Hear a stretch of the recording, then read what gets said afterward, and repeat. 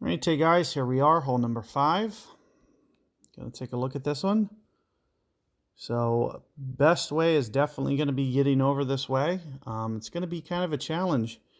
It's a tough thing to do, to pull off a shot going that way.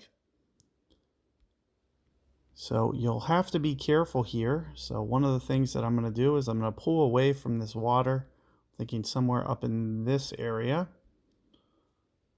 Thinking somewhere around 5.0 rings. You can see that I'm pulling away from the water. And make sure that you don't add any power here. There you can see I catch perfect ball. Should be a good opportunity here.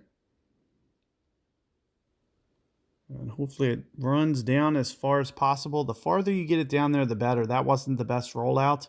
You want that like low, like worm runner where it just kind of like stays on the ground there. Because the farther we get it down there, the easier the pitch becomes. So that's one of the main things that you'll want to focus on. So having something with a little bit more topspin, getting it up towards that bunker is going to be ideal. And hopefully you get the nice smooth rollout as opposed to, you know, the kind of bumpy one that I just got. So that is going to make things just a little bit tougher for me. But, you know, hopefully it's something that I can kind of deal with.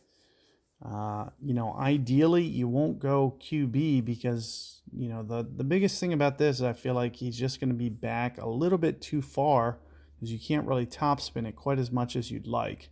But it looks like he got the good rollout, so he almost rolled out as far as, he might have rolled out as far as I did.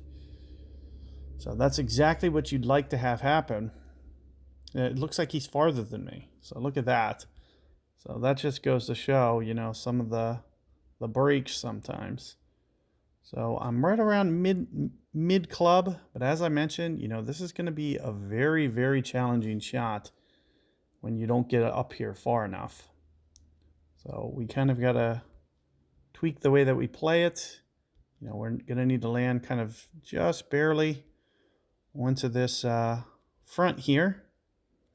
Somewhere right around here. I'm thinking at least 2.5 rings somewhere down here. Almost 3.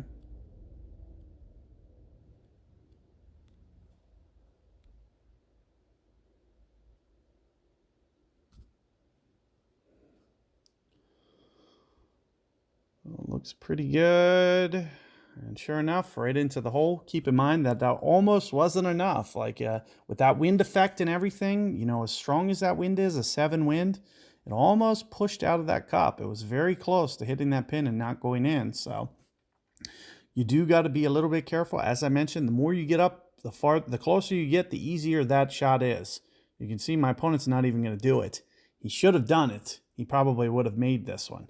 So, you know, it's much easier to come in front door, and, you know, especially if you get up there farther. You know, his bounces wouldn't have been quite as large as mine. He wouldn't have even had to get right on the edge of the fringe like that, like I did with the 3 backspin. He could have, you know, played it just a little bit less aggressive towards the front, because, you know, the closer that you get in there to min, the shorter the hops are, and you don't get in there towards that fringe edge, which is good. So the longer you drive it, the better.